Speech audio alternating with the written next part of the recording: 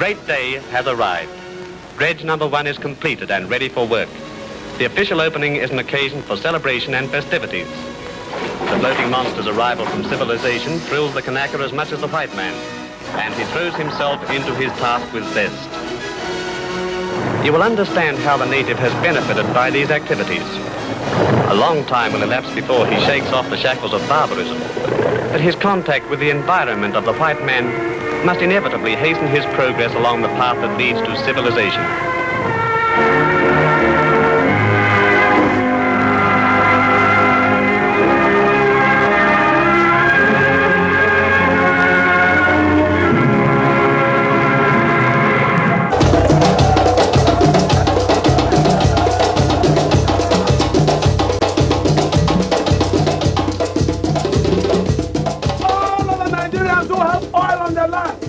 Must get up now and fight for their rights. They must fight for their rights. Join the Ogoni people, because the Ogoni people know what is right.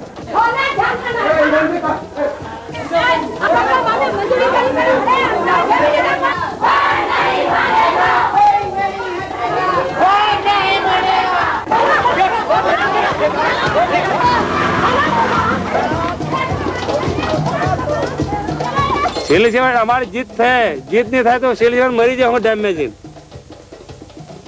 बता टुकड़ा बुकड़ा बना लीजिए छाप बता बढ़िया टुकड़ा बना लीजिए बुढ़ा डैम में I do feel that non-violent direct action is a most powerful approach. It's an international criminal conspiracy.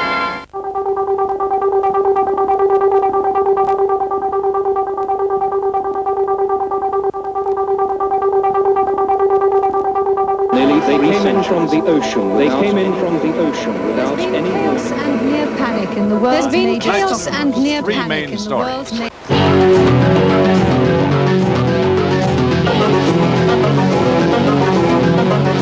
Good afternoon. I'm Annette Falk with a 1500 CKAY information update.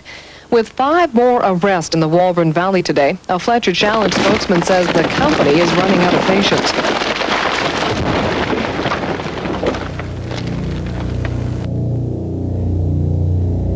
I had no idea what had been going on, and I saw Mount Paxton and what they had done to it. And I was stunned because, you know, it just stands out. It's so visual, and it's from ocean straight up to this 2,800 feet up, I think, and then they had logged it up and over the other side. And I could feel it in my chest just looking at it. My whole chest hurt. It just started to ache. Could not believe what it was like, an atrocity that had been done. And I just knew then that they were going to be sorry. How many people will they arrest before McMillan votes down will reckon with public concerns? This is an atrocity. This is a violation of Aboriginal rights. I will not go to jail.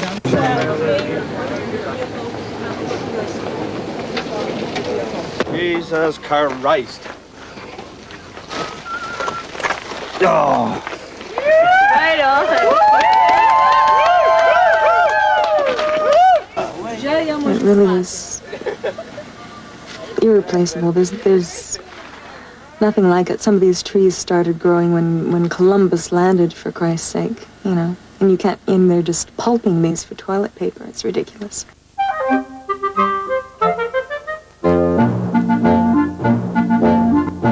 You could also knock onto the doors of the admin building, the main entrance, and stop people going in there. It's theoretically possible that some people might like to try, if all else fails, going over that fence and actually climbing down a tree. Soft, strong, and long, and lots, and lots, and lots. Hendrix.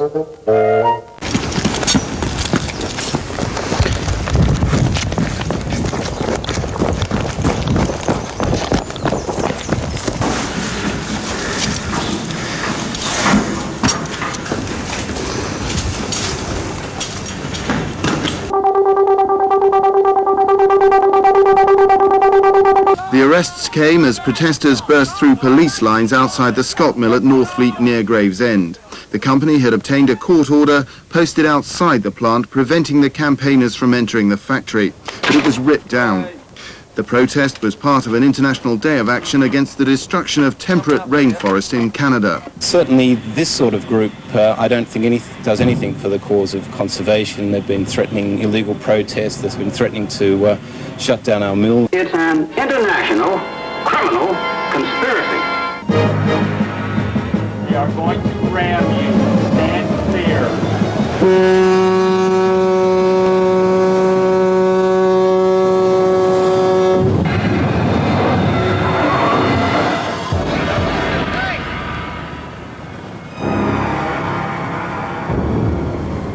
Where we draw the line is we don't injure or kill people, but we have no hesitation about damaging property which is being used illegally to destroy the environment, to destroy wildlife. We have absolutely no hesitation there. In 1986, Sea Shepherd agents sank 2 Icelandic whalers, half the country's fleet. We're here to say things people don't like, to do things people don't want to be seen done. So we don't really measure our support by how happy we make people feel with our actions. The more we can annoy people, the more we can make issues controversial. I think that's where we measure our effectiveness.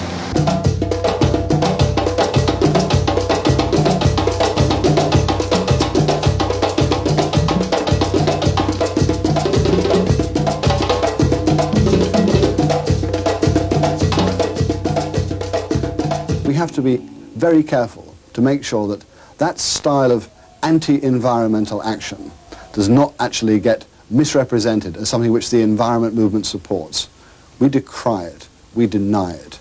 It has no place in a democracy which actually relies and must rely on public demanding that politicians deliver the goods.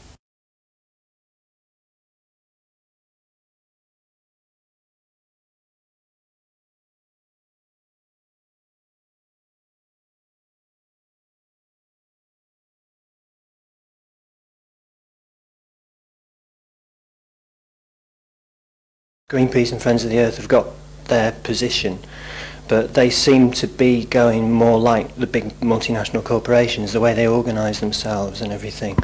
Like I used to work in shops as a salesman, and we used to get like directives from head office. We'd have a new promotion, and we never really got any say in it. And it seems like it's the same with Greenpeace and Friends of the Earth to me now, that, you know, it all comes down from head office and then out go the troops. The organisation and things is in danger of becoming just like the people that they're opposing. One of WWF's greatest achievements has been to put complex environmental issues near the top of the international agenda. And strong economy. WWF's intensive lobbying and policy work is paying off. Damn it. We're coming into the era when we no longer trust the system, and the system has failed, and there's no way you can beat the system within it. All my life I've been a very sort of respectable middle-class citizen. I've just seen what we've said ignored or distorted, more to the point, and I've seen and heard the ministers tell the lies. It's we Conservatives who are not merely friends of the earth, we are its guardians and trustees for generations to come. We've all tried going through the official channels and no good comes of it, so then you've really got to take stock and actually say, no, I'm going to try and do something personally to stop this rather than relying on the government or something like that. Non-violent direct action is a most powerful approach. At Golden Hill, Bristol, protesters occupied the site after the planning process gave them a supermarket they didn't want. On behalf of the Sheriff, to enforce the High Court order and require you to move.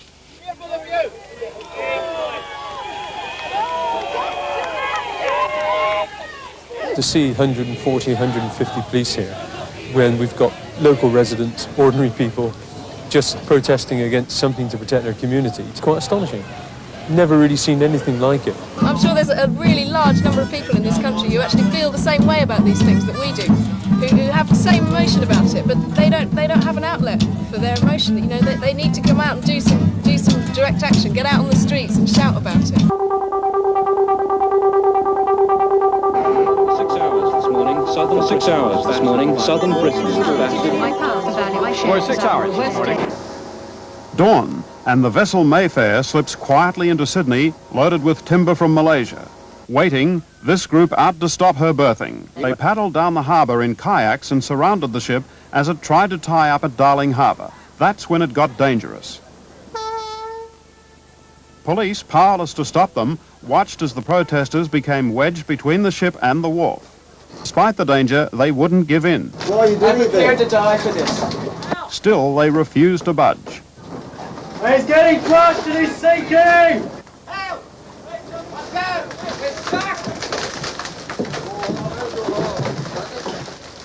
The world's rainforests are 30 years from extinction. Clearing the paddlers didn't solve the Mayfair's problems. Wharfies threw their weight behind protesters by recommending a 24-hour ban on unloading the ship from first shift tomorrow. All these actions taking place today will be repeated or reported in history books later on, because the rainforests are a great asset to the world. They cleanse the air, and we just totally destroying them is of no benefit to us.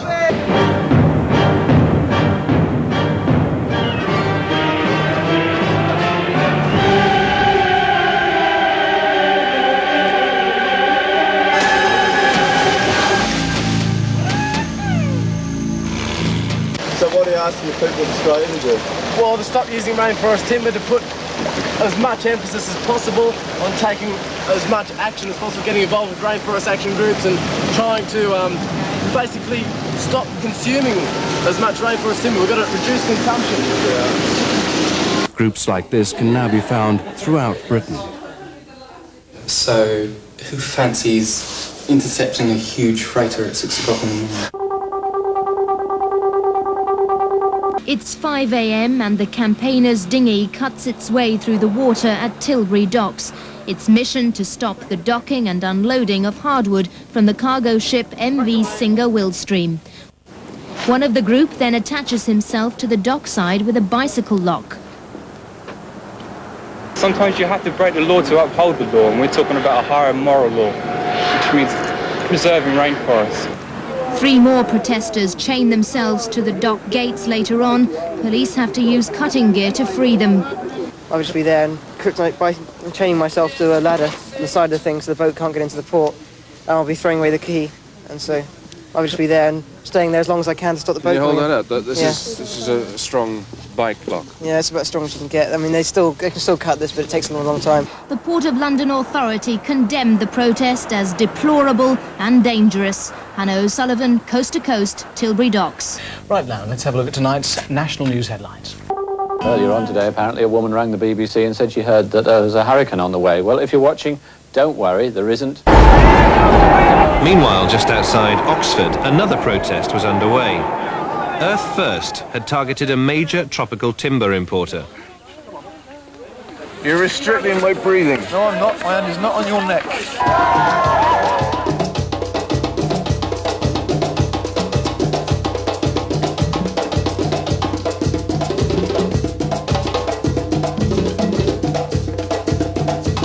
Inspector Steve Wilson said 20 police officers were at the depot. He said... I'm absolutely delighted with today's events. I mean, initially we were caught a little bit off guard in that people sort of turned up in a large number and actually took over the premises, which we were assured that wasn't going to happen. But having said that, no damage has been caused, no arrests have been made, no confrontations whatsoever. There's been a lot of useful dialogue, and it's a shame that more demonstrations can't take place like this. There's no future in mahogany. It's going to end one day. If not today, then it's going to finish in 5 years' time. What happens then? Because they can't earn a profit while they're alive. They don't want to know about it for the future, do they? Earth First won the day. They closed the plant, the workers were sent home on full pay. Do you have any sympathy with what the demonstrators are trying to do? None whatsoever. We'd like them to come out twice a week, because actually the management then would actually realise what actually is going on in Brazil. We just want the message to be got across to the public, and this is actually the only way we have of doing it. It's really powerful. It's a message that goes out. We do big banners, we make noise, we stop places from working, and we're just visual all the time. The demonstration. Grim warning. The climate. The protest. Damage to the occupation. The demonstration. Protesters. People who live. Stop a ship. Others blocked of mahogany. Direct action.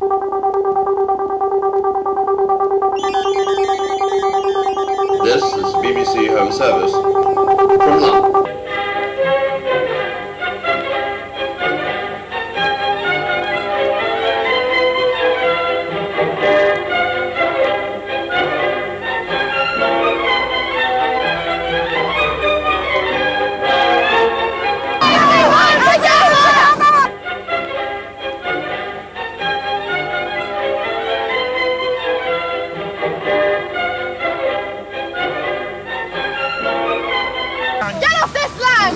Just fuck off! Twyford Down is one of the most beautiful corners of England. Legendary last resting place of King Arthur, these rolling hills are rich in rare wildlife and archaeological remains dating back more than 4,000 years. Please leave the site now. But today bulldozers are digging a massive trench 400 feet wide and 100 feet deep through the heart of this ancient down. This place, which inspired Keats to write of the season of mists and mellow fruitfulness, will soon, if the government has its way, be sacrificed to the onward march of the M3.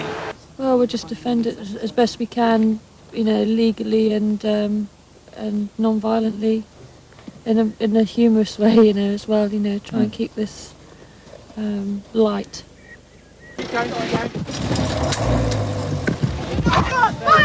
Violence and destruction! Go home! Go home! Everyone together!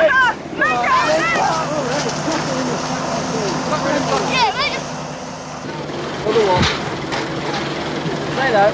Keep it coming. Come on, you guys. Keep moving. Come on, this leg, please. I'm under the well! Come on. More here. Hold in there. Doesn't need to film. Okay, go. Keep going. You can't build roads, you can't make scrambled eggs without breaking eggs. And that's the same position with building roads.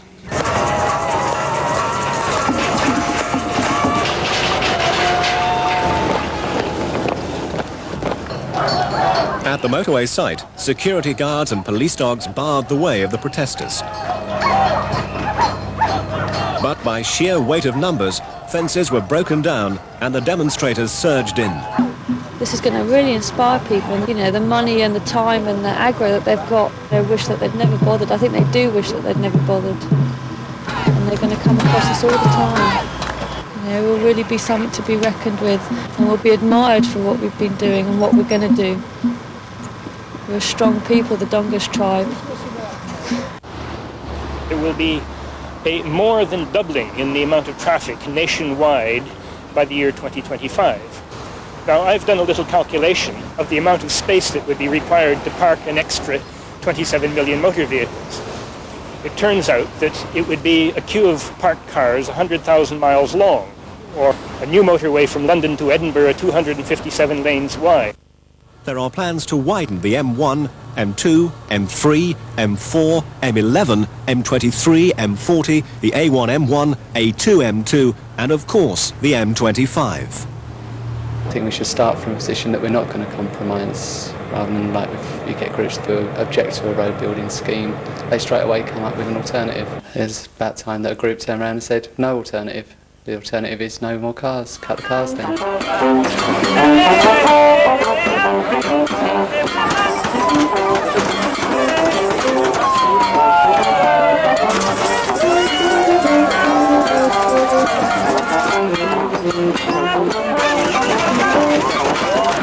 What do you think of all this?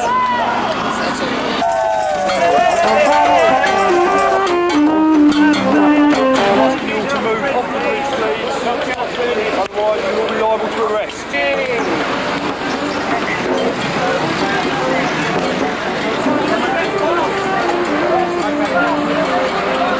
The problem is going to get worse. Protests is going to get bigger. The car culture is growing constantly. Protests is coming together all throughout Europe. This is just the first stage.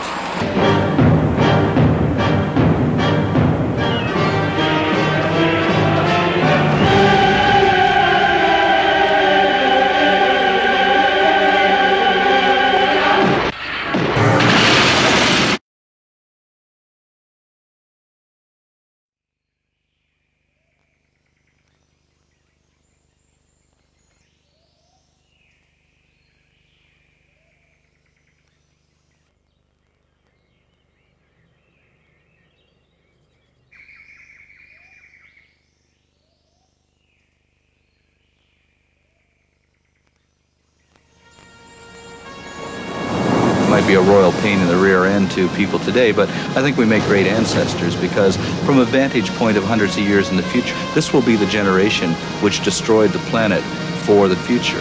And the only people who are going to be respected are those people who have actually done something to salvage this planet for the future.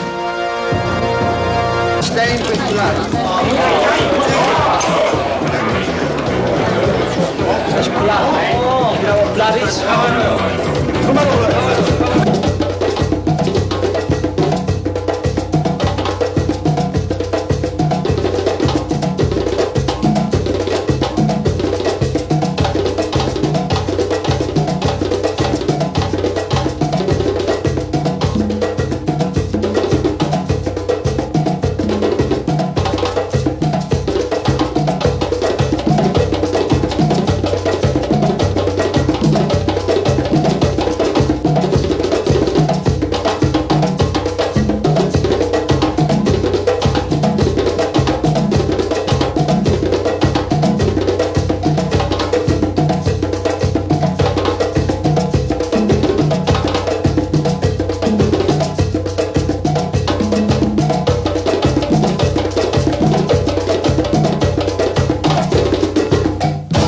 Non-violent direct action is a most powerful approach.